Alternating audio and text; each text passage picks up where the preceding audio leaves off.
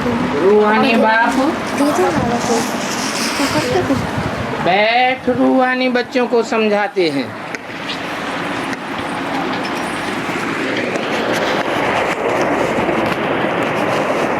बैठ शब्द क्यों लगाया? मना कोई में बैठते हैं पढ़ाने के लिए। एक तो तुम बच्चों को बाप से ज्ञान का वर्षा मिल रहा है,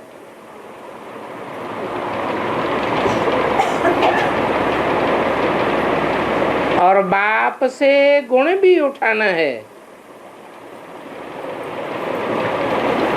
और इन चित्रों से भी गुण उठाना है।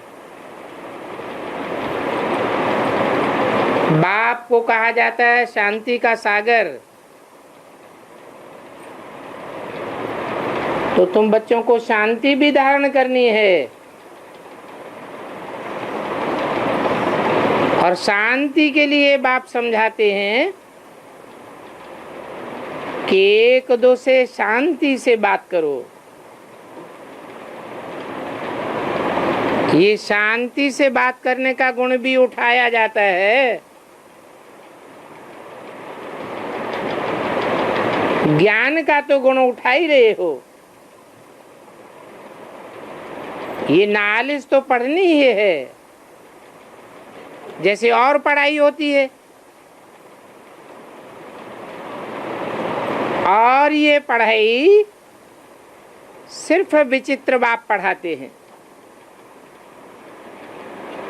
बाप भी विचित्र है, उनकी पढ़ाई भी विचित्र है, और पढ़ने वाली आत्माएं रूपी बच्चे भी विचित्र हैं। ये यहाँ की खूबी है, जिस खूबी को और कोई नहीं जानते हैं। कृष्ण जैसे दैवी गुण भी धारण करने हैं। बाप ने समझाया है मैं शांति का सागर हूं, तो शांति यहां स्थापन करनी है। शांति धाम में तो स्थापन करने की बात ही नहीं। सुखधाम में भी शांति रहती है। इस शांति की दुनिया में रह करके शांत रहना, यही बड़ी बात है। अशांति खत्म हो जानी है। तो अपनी चलन को देखना चाहिए कि कहाँ तक हम शांति में रहते हैं।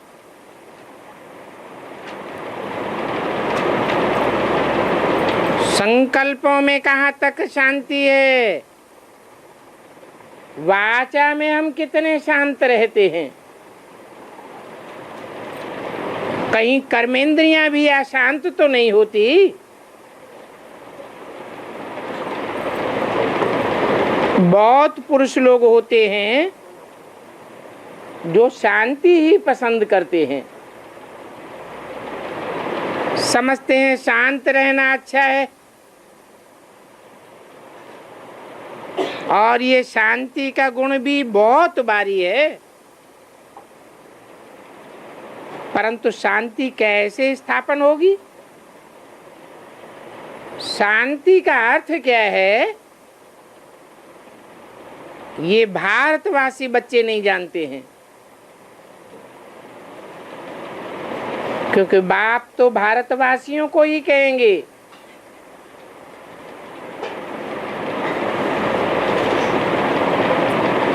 और धर्म वाले तो बाद में शांति धाम जाएंगे।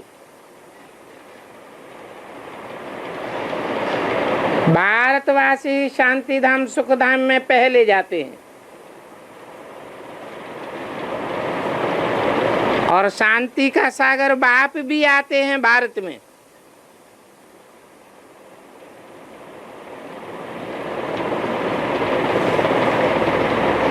जहां बहुत अशांति फैल जाती है।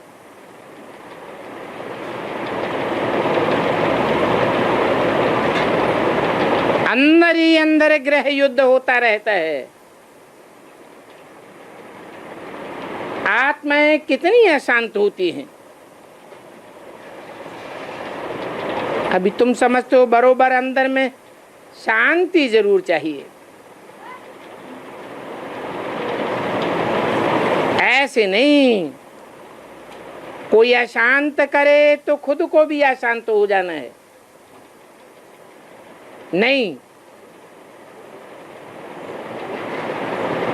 बल कोई भी अशांत करता रहे, लेकिन खुद अशांत होना ये भी अवगुण है। इन अवगुणों को निकालना है। और तुमको तो हर एक से गुण ग्राहक बनना है। अवगुणों की तरफ देखना भी नहीं है, क्योंकि तुम जानते हो बाप दादा दोनों शांत रहते हैं, कब बिगड़ते तो नहीं है। और बिगड़ कर लड़ियां भी नहीं मारते हैं।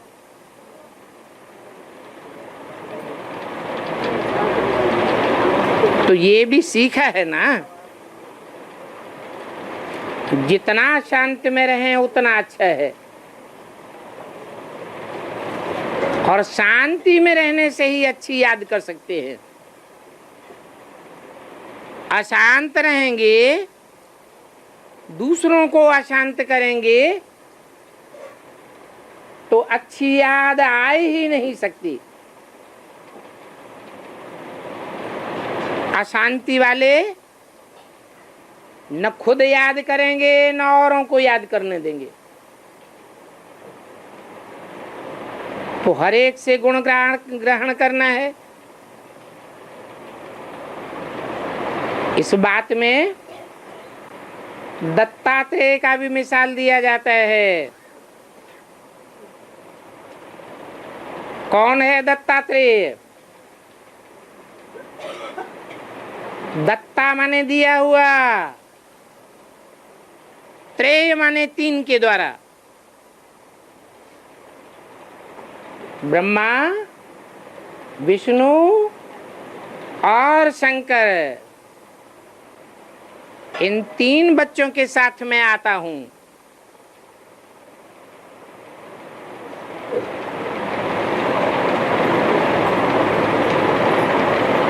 तो बताओ,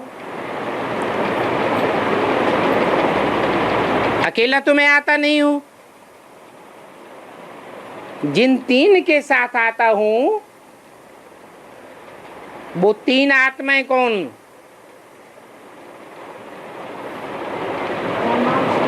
ब्रह्मा कौन? ब्रह्मा तो बहुतों के नाम है। हैं? धीरे से बोला।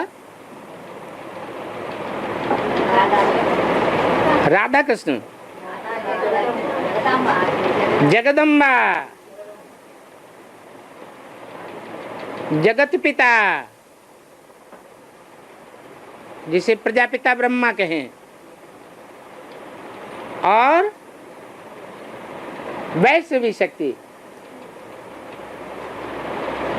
तो तीन मूर्तियों के साथ आता हूं। उन तीन के दिया हुआ पहली संतान कौन?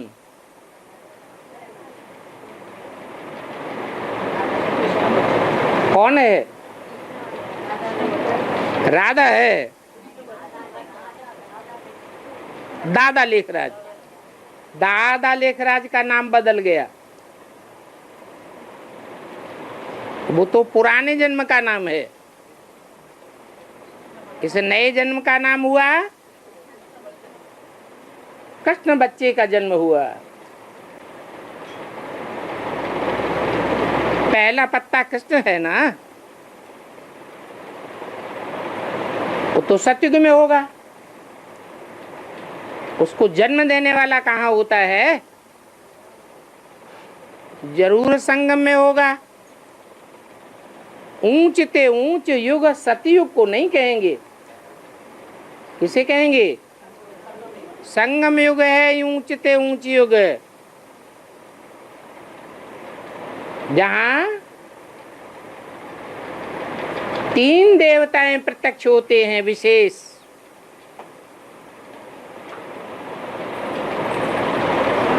उन 3 देवताओं का दिया हुआ है, अर्थात दत्तात्रेय। तो ब्राह्मणों की दुनिया में कौन सी आत्मा है जो सदैव गुण ही ग्रहण करती थी, कोई के अवगुण देखते ही नहीं थे?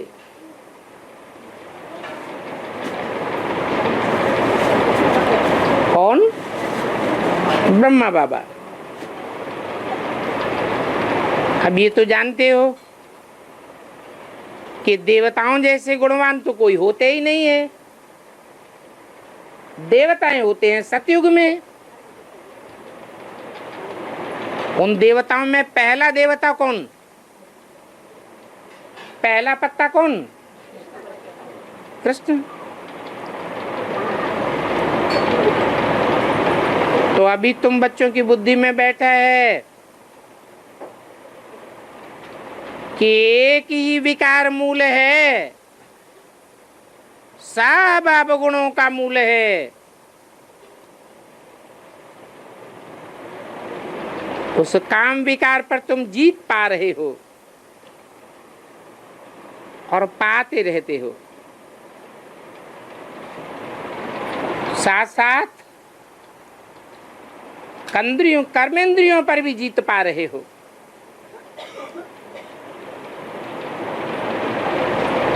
जितना जितना जीत पाते जावेंगे, अवगुणों को छोड़ते जावेंगे।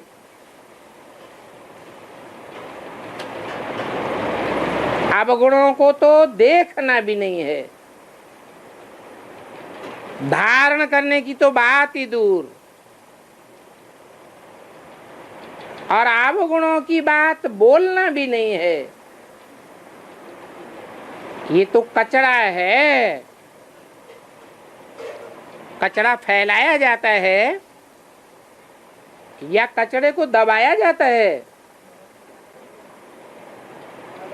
कचरे को दबाने में फायदा है,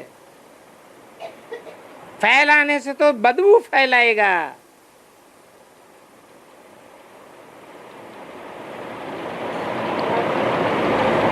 जिनमें अवगुण है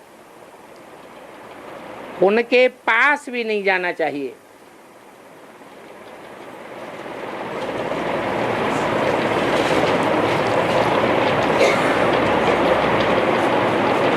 कचरा उठाने वाले होते हैं ना, कौन होते हैं? अरे स्वीपर कचरा उठाते हैं ना, तो उनके पास कोई जाता है? उन्हें छूना भी पसंद करते हैं। वो तो भक्ति मार्ग की बात है,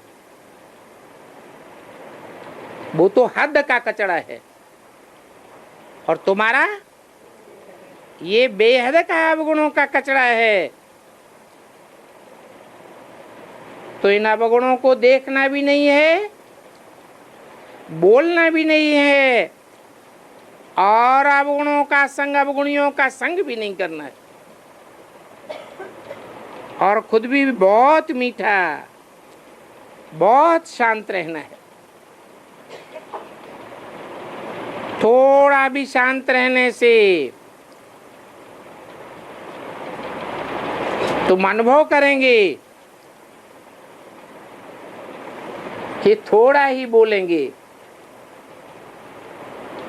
थोड़ा बोलने से तुम सभी कार्य कर सकते हो। बहुत बोलने की भी दरकार नहीं,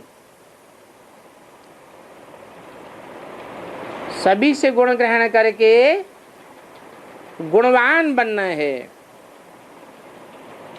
जो समझू सयाने होते हैं वो शांत रहना पसंद करते हैं। कई भक्त लोग भी ऐसे देखे जाते हैं जो ज्ञानियों से भी ज्यादा शांत और निर्माण चित्त होते हैं। बाबा तो अनुभवी है। ये जिस लौकिक बाप का बच्चा था वो टीचर था, बहुत निर्माण शांत रहता था।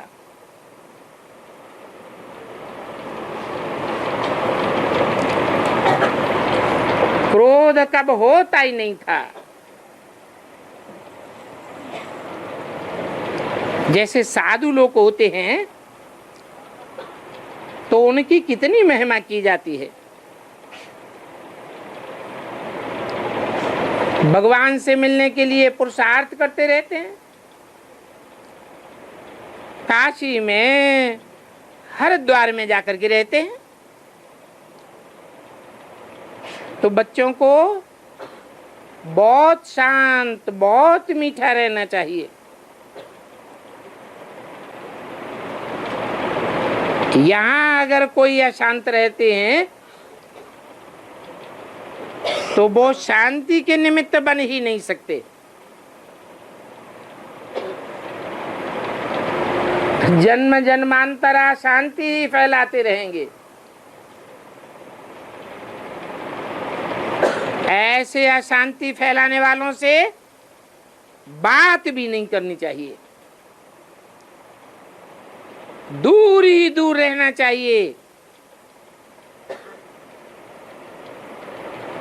क्योंकि शांत रहने वालों में और अशांत रहने वालों में बहुत फर्क पड़ जाता है। वो अशांत रहने वाले हैं बगुले और शांत रहने वाले हैं हंस। जो हंस होते हैं वो सारा दिन मोती चुंगते हैं। तुम ज्ञान के मोती चुंगते हो ना, उठते बैठते चलते अपने अंदर ज्ञान का सुमिरन करते रहो, मोती ही मोती चुंगते रहो। सारा दिन ये बात बुद्धि में रहे कि किसको कैसे समझावें, कैसे बाप का परिचय देवें। बाबा ने समझाया है, जो भी नए बच्चे आते हैं उनसे फार्म भरवाया जाता है। सभी सेंटर्स पर जब कोई कोर्स लेने आते हैं तो उनसे फार्म भरवाना है। अगर कोर्स नहीं लेता है तो फार्म भराने की दरकार भी नहीं है। और फार्म भराया इसलिए जाता है कि मालूम पड़े इनके अंदर क्या क्या चलता है, क्या समझाना है। क्योंकि दुनिया में तो इन बातों को कोई समझते ही नहीं है। इनको तो सारा मालूम पड़ता है। कैसे? ये बहरयामी है या अंतर्यामी है? कौन? ब्रह्मा। क्या कहेंगे? बहरयामी है। तो फार्म भराने से इनको सारा पता चलता है। कोई आकर के बाप से मिलते हैं तो भी फार्म भराना होता है। मालूम पड़े ये क्यों मिलना चाहते हैं, बाकी तो जो समझते ही नहीं है उनसे तो फार्म भराने की भी दरकार नहीं।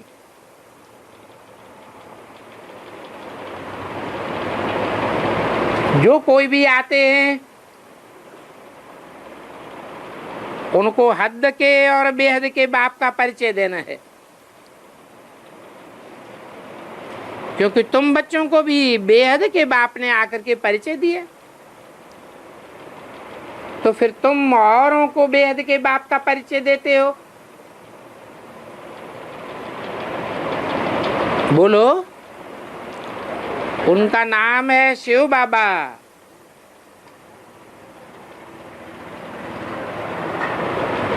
नाम काम के आधार पर होता है। उनका काम ही है सारी दुनिया का कल्याण करना। ऐसी कल्याणकारी आत्मा और दुनिया में कोई हो ही नहीं सकती। इसलिए उनकी आत्मा का ही नाम शिव है।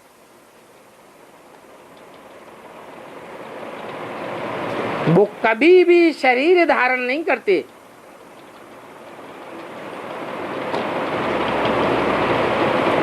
शरीर में आते तो हैं, परंतु देह भान लेश मात्र भी नहीं आता। उनको संग का रंग लगता ही नहीं।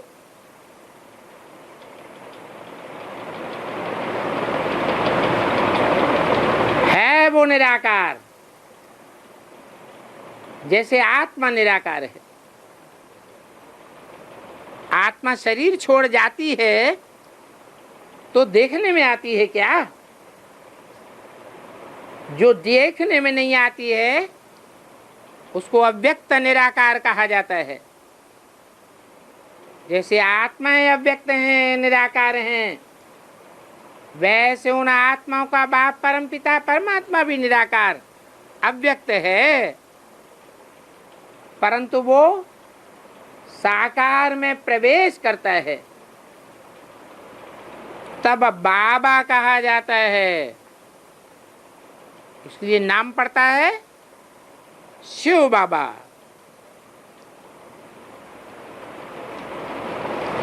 तो बोलो, शिव के लिए ही परमपिता परमात्मा ही नमः कहते हैं, और देवताओं को देवता ही नमः कहते हैं। देवताओं में और भगवान में जरूर फर्क होगा। देवताएं तो अनेक होते हैं और भगवान तो एक ही होता है। तो उनको कहेंगे शिव परमात्मा ही नमः। बाप कहते हैं, मुझे याद करो तो तुम्हारे सारे पाप कट जाएंगे।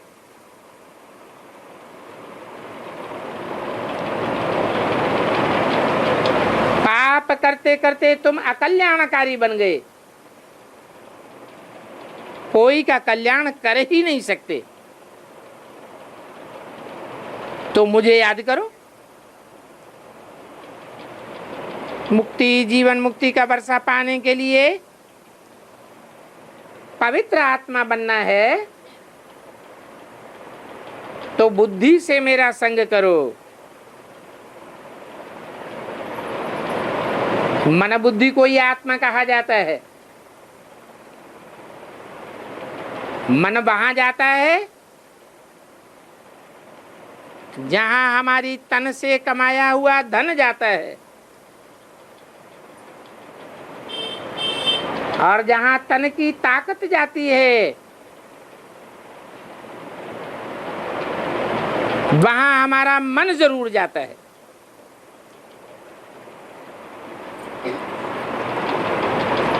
तो बुद्धि से भी तब याद कर सकेंगे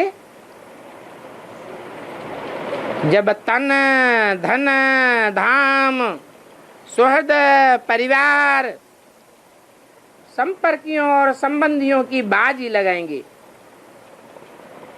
ईश्वरीय कार्य में।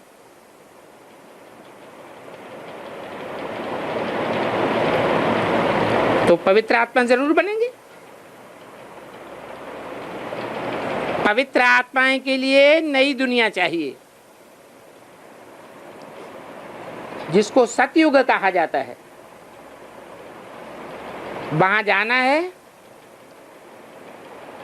तो बाप कहते हैं मुझे याद करो,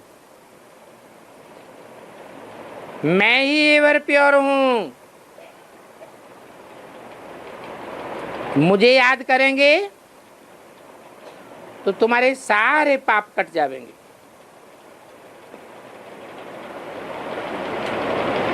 और ये तो बहुत सहज बात है। तो कोई से भी फार्म भराए, तुम कोर्स देते हो, एक दिन फार्म भराओ,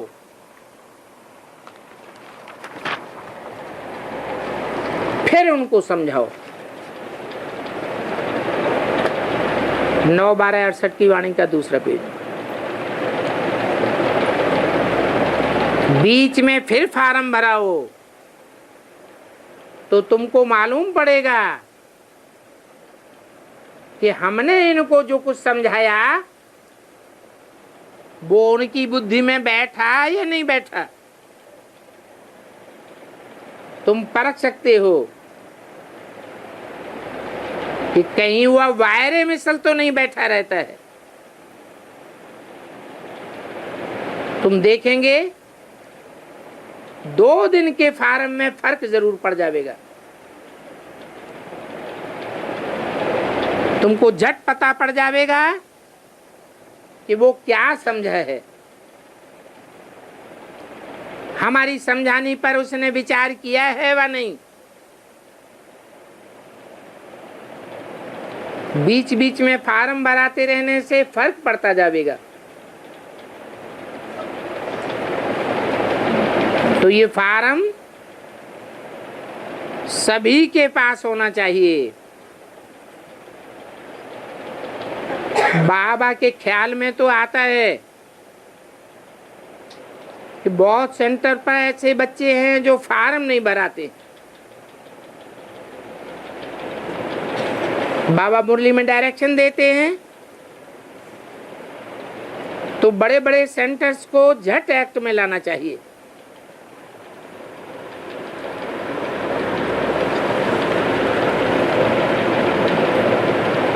फार्म रखना चाहिए, नहीं तो मालूम कैसे पड़ेगा। खुद भी फील करेंगे कि कल हमने क्या लिखा था और आज क्या लिखता हूं। तो ये फार्म भराना तो बहुत जरूरी बात है। फार्म मंगा सकते हैं,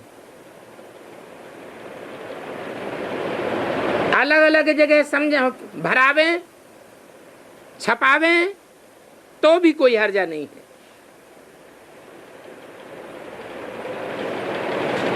या तो एक ही जगह छपाएं और सभी जगह भेज देवें। छपाई के लिए तो हेड है दिल्ली में, क्योंकि ये है दूसरों का कल्याण करना, देवी देवता बनाना।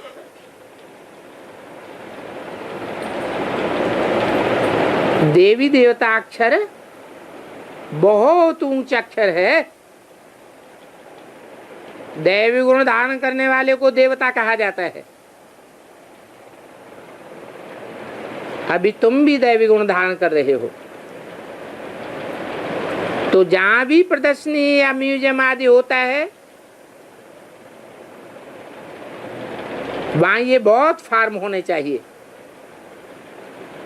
तो मालूम पड़े कि आने वाले जिज्ञासु की अवस्था कैसी है। समझ करके फिर समझाना पड़ता है। बच्चों को कल्याण तो बहुतों का करना है, तो सदैव गुण ही वर्णन करने हैं, अवगुण नहीं। तुम गुणवान बनते हो जिनमें गुण होंगे वो दूसरों में भी गुण फूकेंगे। अब गुण वाले कब गुण नहीं फेंक सकते। बच्चे जानते हैं अभी बहुत समय नहीं है और पुरुषार्थ तो बहुत करना है। बाप ने समझाया है, तुम रोज मुसाफिरी करते हो, रोज याद की यात्रा करते रहते हो। ये जो गायन है अतीन्द्रिय सुख गोप गोपियों से पूछो, ये पिछाड़ी की बात है। अभी तो नंबरवार है। कोई तो ऐसे हैं जो अंदर में बहुत खुशी में आकर के उछाले मारते रहते हैं। ओहो, हमको परमपिता परमात्मा मिल गया, उनसे हम स्वर्ग की बादशाही का वर्षा लेते हैं। ऐसे बच्चों के पास कोई भी प्रकार की कंप्लेंट ठहर न सके। कोई ने कुछ कहा तो भी सुना अनसुना कर देते हैं और अपनी ही मस्ती में रहते हैं।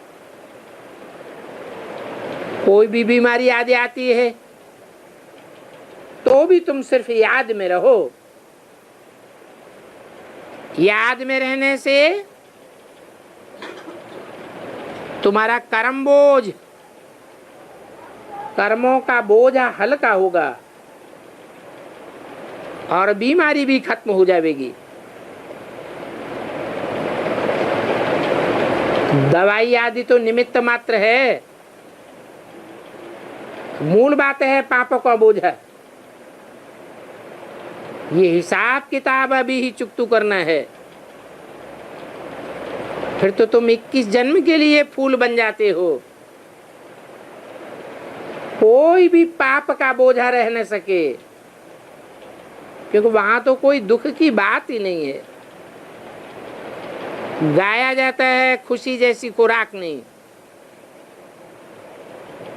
फिर तुम्हारी सुस्ती आदि भी उड़ जाएगी। देवताओं को कब सुस्ती आती है क्या? इस ज्ञान में तो है सच्ची खुशी, और भक्ति में तो है झूठी खुशी, अल्पकाल की खुशी। धन मिला, जेवर मिला तो खुशी होगी ना, है ये बेहद की बात। तुमको तो पोरों का खजाना मिल जाता है, कंचन काया मिल जाती है। तुम्हारा शरीर रूपी जेवर कितना अच्छा बन जाता है। तो अथाह खुशी में रहना चाहिए। जानते हो हम 21 जन्मों के लिए सदा सुखी रहेंगे। सदैव इस स्मृति में रहो। हम क्या बनते हैं? सिर्फ बाबा कहने से ही सब एक दुख दूर हो जाने चाहिए, ऐसी भावना में रहो। ये खुशी 21 जन्मों के लिए खुशी है। बाकी अभी थोड़े दिन हैं। अभी हम जाते हैं अपने सुखधाम, फिर प्रैक्टिस करते करते और कुछ भी याद नहीं रहेगा। ये बाबा भी अपना अनुभव सुनाते हैं। कितने समाचार आते हैं, कितनी खिटखिट चलती है, कब आर्य समाजियों की, कब सन्यासियों की। परंतु बाबा को इन बातों को सुन करके कोई प्रकार का दुख थोड़ा ही होता है। कुछ सुना, अच्छा ड्रामा की बाबी, अरे ये तो कुछ भी नहीं है फाइनल के पेपर के आगे।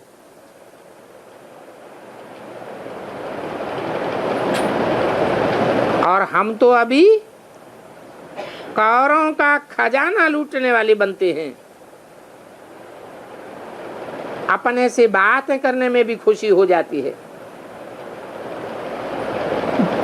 तो बड़ा शांत में रहते हैं, बाप की याद में भी रहते हैं। बल कुछ भी हो जाता है, ख्याल होता है,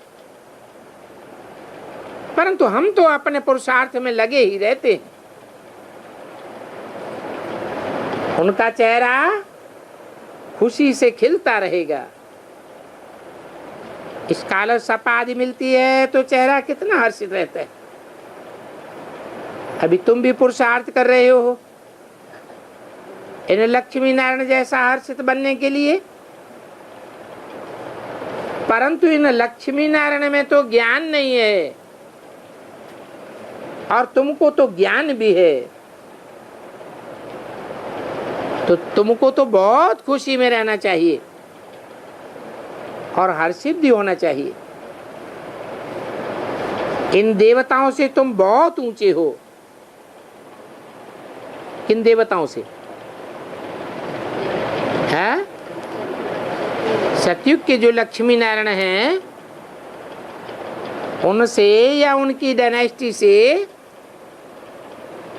तुम्हारा जो पद बनता है, नर से नारायण जैसा और नारी से लक्ष्मी बनने जैसा, वो पद तो बहुत ऊंचा है। ज्ञान सागर बाप हमको कितना ऊंच ज्ञान देते हैं। अभी तुमको अविनाशी ज्ञान रत्नों की लॉटरी मिल रही है, तो कितनी कापारी खुशी होनी चाहिए। ये जन्म तुम्हारा हीरे जैसा जन्म गाया जाता है। सत्युग तो सोने समान है, त्रेता चांदी समान है। ऊंचे ऊंचे जन्म तो पुरुषोत्तम संगम युग का है। और ये भी जानते हो कि नॉलेजफुल बाप को ही कहा जाता है, इन देवताओं को तो नहीं कहा जाता। अभी तुम ब्राह्मण ही नॉलेजफुल हो तो तुमको नॉलेज की खुशी रहती है। एक तो बाप से मिलने की खुशी, ये खुशी तुम्हारे सिवाय और किसी को दुनिया में नहीं होती है। इन सन्यासियों आदि को अपना कितना नशा रहता है, परंतु ये सन्यासी भी आगे चल करके फील करेंगे। एक तो उनको शास्त्र आदि पढ़ने का अधिकार ही नहीं है, वो तो है ही निवृत्ति मार्ग वाले। ये शास्त्र आदि तो प्रवृत्ति मार्ग वालों के लिए है।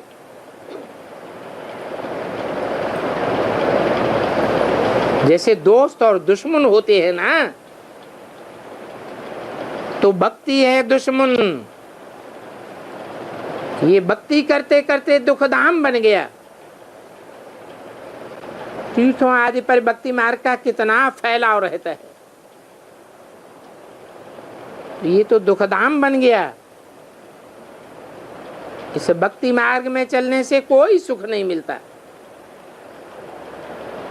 भक्ति मार्ग का है आर्टिफिशियल अल्पकाल का सुख, और तुम्हारा तो ज्ञान मार्ग है जिसकी प्रारब्ध सतयुग में मिलती है। उसका तो नाम ही है स्वर्ग, सुखधाम, हेवन, पैराडाइज। वहां अपार सुख होंगे और यहाँ तो अपार दुख हैं। अभी बच्चों को मालूम पड़ता है इस रावण राज्य में आकर के हम कितने दुखी, कितने छीछी बन गए। 9/12/68 की वाणी का 3रा पेज। आस्ते आस्ते कितने नीचे गिर गए, क्षीर सागर से एकदम विषय सागर में आकर गिरे। अभी बाप इस विषय के सागर से निकाल हमको क्षीर सागर में ले जाते हैं। बच्चों को यहाँ आने से बहुत मीठा लगता है, फिर बाहर जाने से भूल जाते हैं तो अवस्था ही गिर जाती है। यहाँ बाप कितना खुशी का पारा चढ़ाते हैं। इससे ज्ञान अमृत का ही गायन है, तो ये ज्ञान अमृत का गिलास पीते रहना है।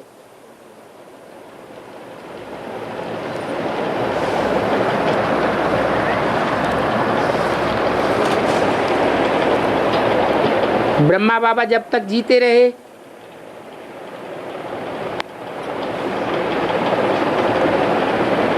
तो ज्ञानामृत कहेंगे।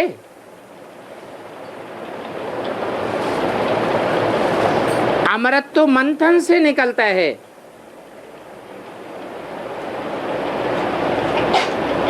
उस समय मंथन की बात नहीं थी।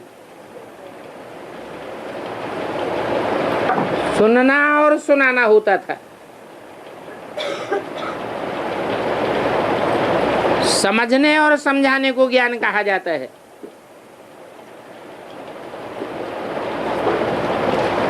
तो तुम बच्चे अभी अमृत पीते हो,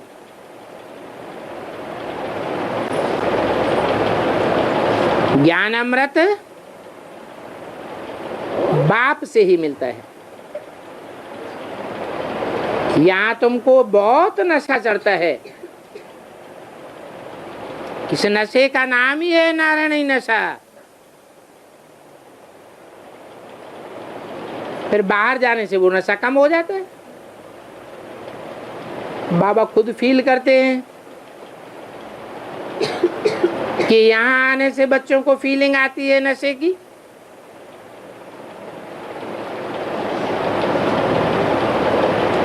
कि हम अपने ऊंचे ऊंचे धाम परम धाम जाते हैं, घर जाते हैं। हम बाबा की मत पर राजधानी स्थापन कर रहे हैं। तो राजधानी स्थापन करने के लिए हम बड़े से बड़े वॉरियर्स हैं। ये सभी बुद्धि में नॉलेज है। जिस नॉलेज से तुम इतना उच्च पद पाते हो, और पढ़ाते देखो कौन है। पढ़ा करके बाप तुमको एकदम बदलाए देते हैं। तो बच्चों के दिल में कितनी खुशी होनी चाहिए।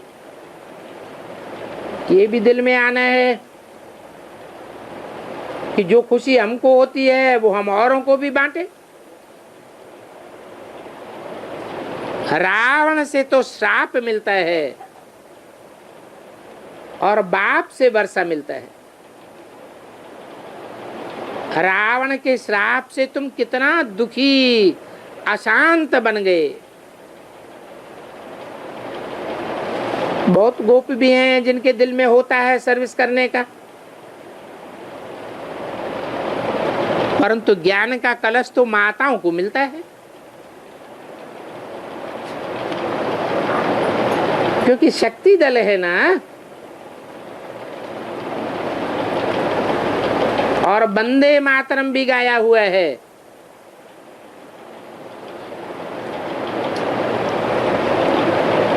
साथ में वंदे मातरम है तो निश्चित है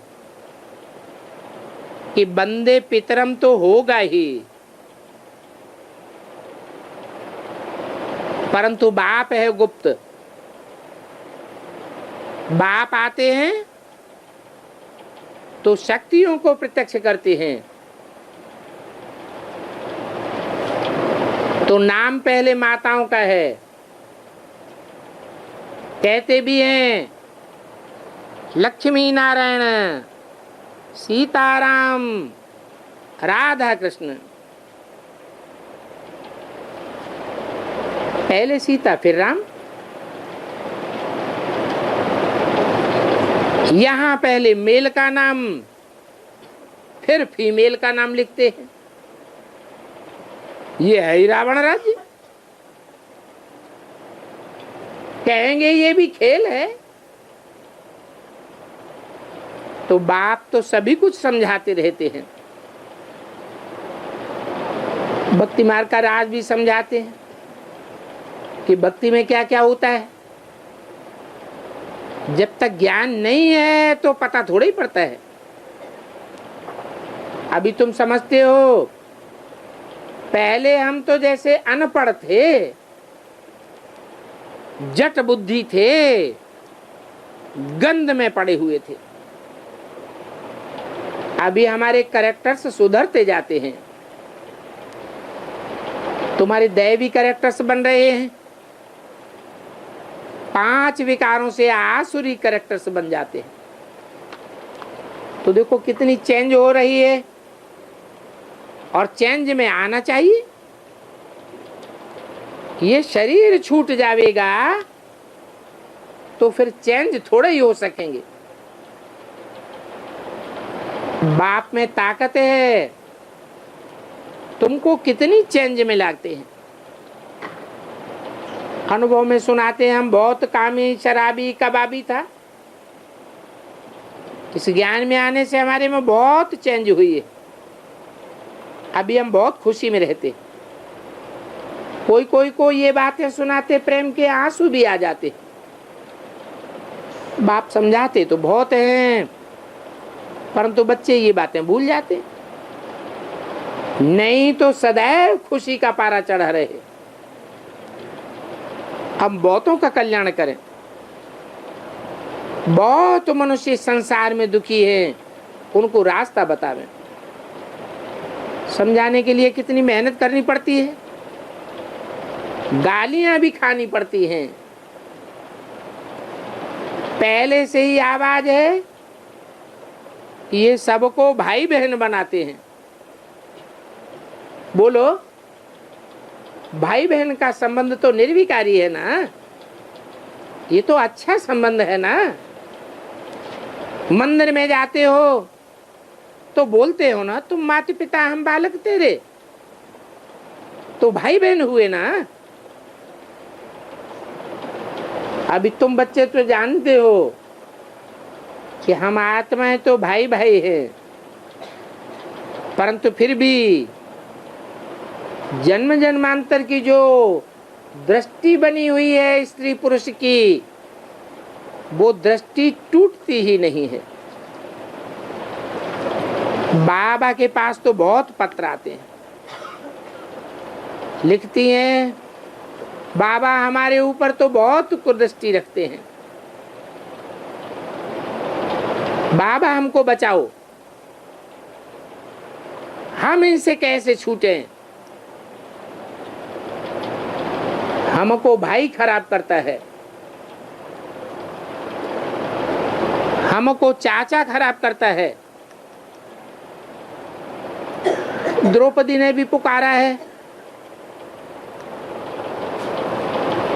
यहाँ तो भाई, बाप, मामा, चाचा, काका सभी दुश्मन बन जाते हैं।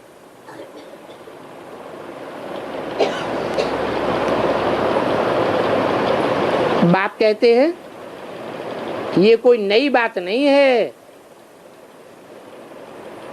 कल्प कल्प हम यही बातें सुनाते हैं। तो बाप समझाते हैं इस छीछी दुनिया से तुम बच्चों को अब जाना है। तुम विषय वैतरणी नदी में पड़े हो। तुम्हारा इस किनारे से लंगर उठ गया। तुमको पार उस किनारे जाना है, गुलगुल बनना है। कितने जो दूसरों को ज्ञान सुना करके भी फिर भूल जाते हैं, सारा ज्ञान उड़ जाता है। इसलिए कहते हैं ये काम महाशत्रु है। काम की आस पूरी न होने से फिर बहुत क्रोध में आ जाते हैं। और कहावत भी है, क्रोध से पानी के घड़े भी सूख जाते हैं।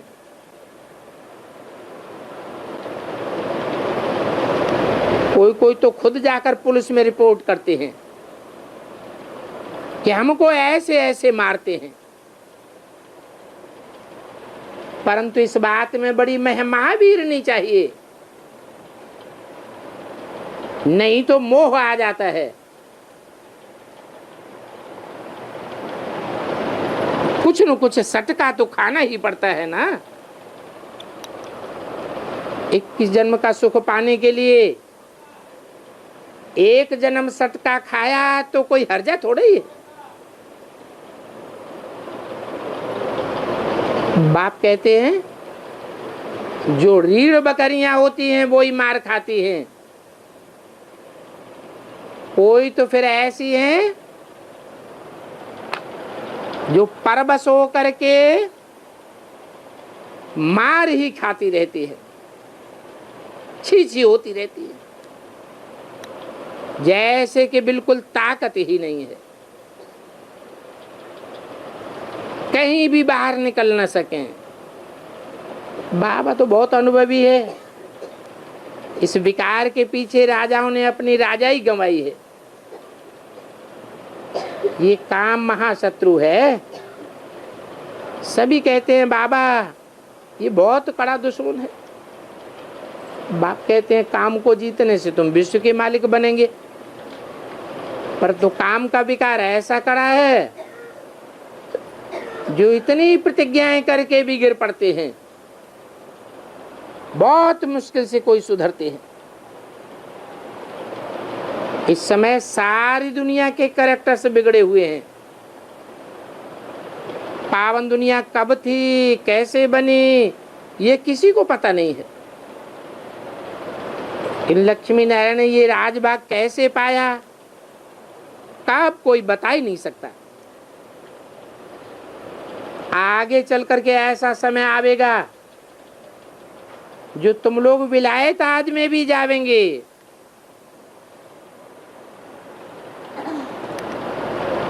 वो लोग भी सुनेंगे कि पैराडाइज कैसे स्थापन होता है।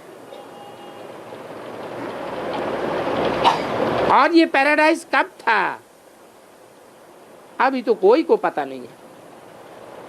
आगे तुम भी नहीं समझते थे कि यही दुनिया स्वर्ग थी, हम ही स्वर्ग के मालिक थे। अभी तुमको कितना मालूम पड़ गया है, तुम्हारी बुद्धि में है। ये सभी बातें बहुत अच्छी रीति समझानी है।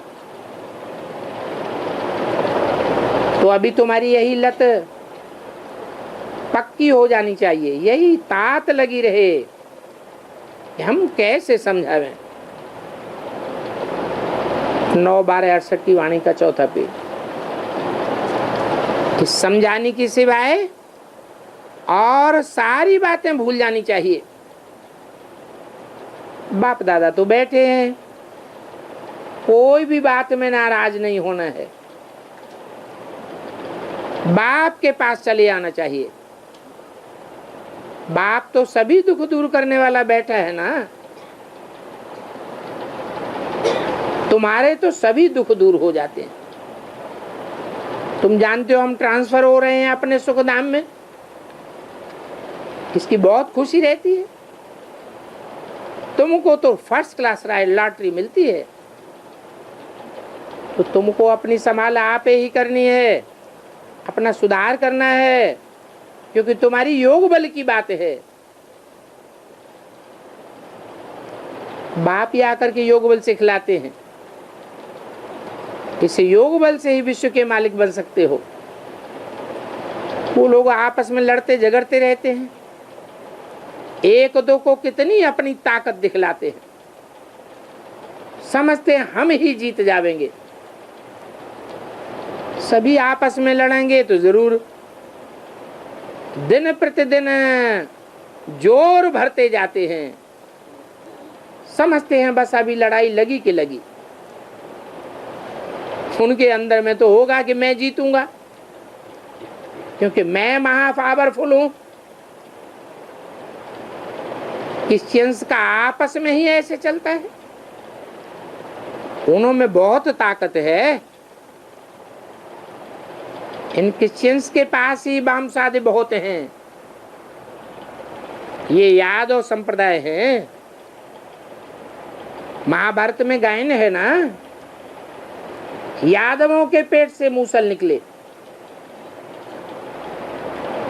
अब कोई उस पेट की बात नहीं है, कोई लोहे के मूसल पेट से नहीं निकलते हैं, ये मिसाइल से है जो उनके बुद्ध रूपी पेट से निकले हैं, जिन पर बहुत खर्चा होता है। और उनके पास तो ढेर के ढेर हैं। कहानियां भी हैं, दो बिल्ले आपस में लड़े और मक्खन बीच में तीसरा खा गया। कृष्ण के मुख में चंद्रमा दिखाते भी हैं। बाप कहते हैं ये सारी सृष्टि की राजाई उनके मुख में है। बड़ी राजधानी है ना, विचार करो, कल्प कल्प हम इस राजधानी को पाते हैं। बच्चों को बड़ी खुशी अंदर में रहनी चाहिए, बाप की ही सर्विस करनी है। और ये सर्विस ड्रामा हमसे जरूर करावेगा। तुम्हारे मुख में सारे विश्व की बादशाही का मक्खन है, तो कितनी खुशी होनी चाहिए कि हम विश्व के मालिक बनते हैं। बाबा जरूर हमको बनावेंगे अगर हम श्रीमत पर चलेंगे। तो बच्चों को नंबर बाहर नशा रहता है। अभी तुम तो संगम युग पर हो, तुम्हारा मुंह तो उस तरफ है। जब शमशान में जाते हैं तो फिर मुंह फिराए देते हैं, उस तरफ कर देते हैं। और लात दुनिया की तरफ कर देते हैं। अभी तुम सभी वानप्रस्थ में जाने वाले हो, फिर तुमको नए घर में जाना है। शांति धाम, दुख धाम, सुख धाम को तुम ही जानते हो। तुम बच्चों को बहुत खुशी में रहना चाहिए, नशा चाहिए, नंबरवार पुरुषार्थ अनुसार। फिर नशा उतरता भी जाता है। और ये नशा कोई और है नहीं, सुखधाम में जाने का नशा है। तुम जानते हो भारत कल क्या था, आज क्या है। हम ही सूर्यवंशी चंद्रवंशी बने, ये खेल है। अभी तुम चले अपने वतन की ओर। ये शांति धाम सुख धाम तुम्हारा वतन है। यहाँ तो तुम पराये राज्य में बैठे हो। अभी तुमको अपना राज्य मिलता है तो कोशिश करके अपना राज्य ले लेना चाहिए। रोज तुमको अमृत का प्याला मिलता है ताकि बच्चों को खुशी का पारा चढ़ा रहे। परंतु ऐसे भी नहीं कि यहाँ नशा चढ़े और बाहर निकलने से खत्म हो जाए। एक दिन ऐसा भी आवेगा जो तुम बच्चे बहुत खुशी में रहेंगे। मिर्वा मौत मलू का शिकार।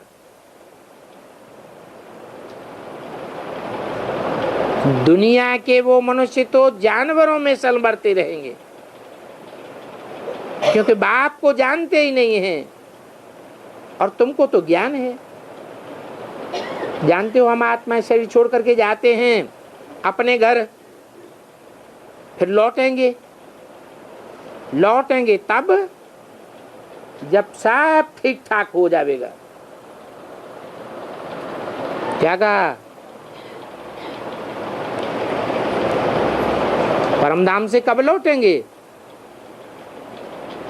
जब इस दुनिया में पूरी शांति स्थापन हो जाएगी तो बच्चों को सदैव खुशी का पारा चढ़ा रहना चाहिए। हम अभी जाते हैं सुखधाम वाया शांति धाम, फिर वहां दुख बीमारी आदि की बात ही खत्म हो जाएगी।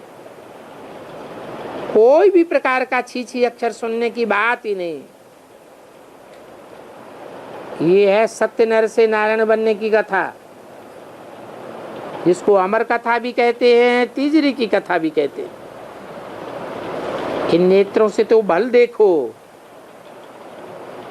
परंतु तीसरा ज्ञान का नेत्र सुखधाम और शांति धाम में लगा रहे।